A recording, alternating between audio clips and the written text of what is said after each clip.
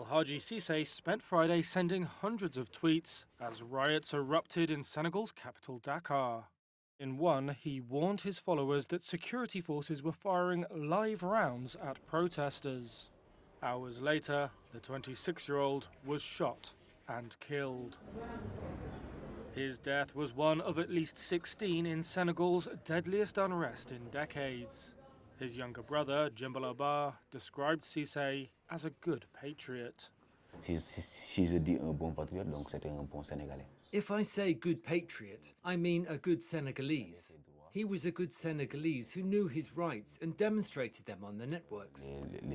He was very well known on Twitter. Ba and three friends say Cissé was shot in the shoulder by security forces. He was yards from his home, having returned from the mosque. Cissé died in hospital.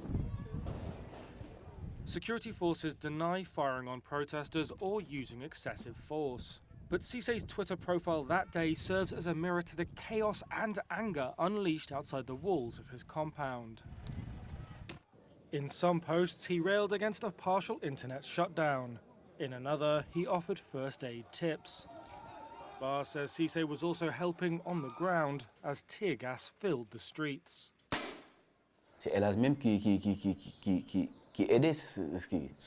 It was El Hadji who helped an old man. He brought him here to us, gave him cream so that the old man could breathe. He was the one helping the elderly that day.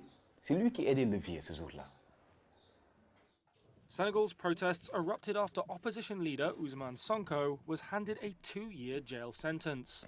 That potentially bars him from standing in next year's presidential elections. Sonko supporters say the charges were politically motivated.